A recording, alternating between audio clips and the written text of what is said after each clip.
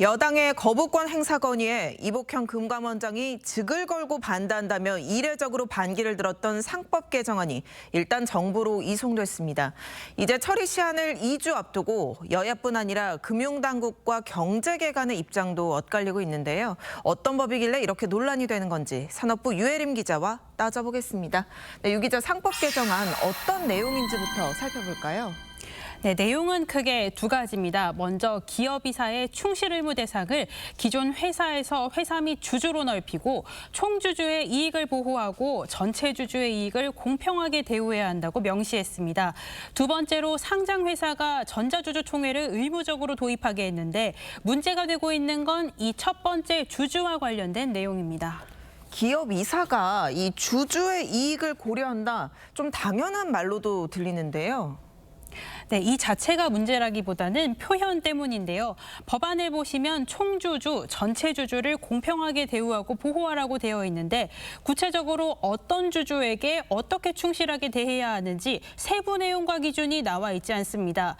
대주주, 기관 투자자, 개인 투자자 등 다양한 주주가 있는 상황에서 주주들 사이에 의견이 충돌할 경우 누구의 의견을 얼만큼 존중할지 혼란스러울 수 있는 겁니다. 또 이번 개정안을 근거로 이사회와 의견이 다른 소수주주가 소송을 걸어 경영에 걸림돌이 될 수 있다는 우려도 나옵니다. 경제계 목소리 들어보시죠.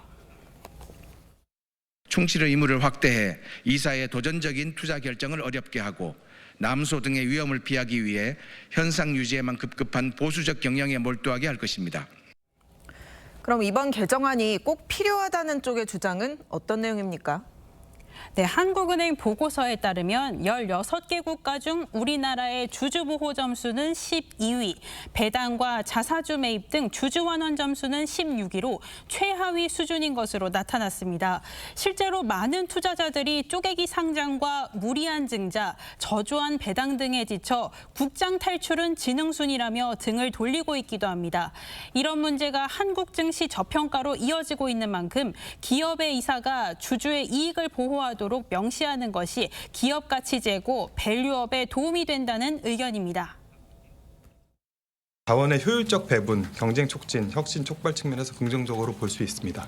사회이사 보호 제도를 강화하는 등으로 그 부정적인 부분은 치유가 가능합니다. 양측 주장이 워낙 팽팽해서 접점을 찾기가 어려워 보이는데 다른 나라 상황은 어떻습니까? 네, 국가마다 조금씩 다릅니다. 미국은 이사가 주주에 대한 충실 의무를 위반할 경우 법적 책임이 있다고 규정하고 있고 영국과 일본은 법에 명시돼 있진 않지만 주주의 이익을 보호할 의무가 있다는 판례가 있습니다. 전문가들은 이사가 주주의 이익을 보호해야 한다는 부분은 공감하지만 상법 개정안 방식으로 규정하는 걸 두고는 의견이 엇갈립니다.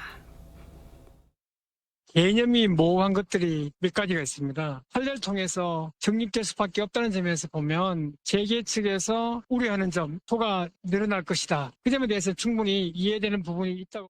미국 같은 경우는 소송이 있기는 있으나 대부분이 중재를 통해서 다 해결이 됩니다. 소송 자체가 경영에 큰 영향을 미치지를 않는 경우가 대부분이고요. 모레 한덕수 총리가 직무에 복귀하게 되면 거부권을 행사할지 아니면 그냥 공포할지를 결정하게 되겠네요. 유혜림 기자, 잘 들었습니다.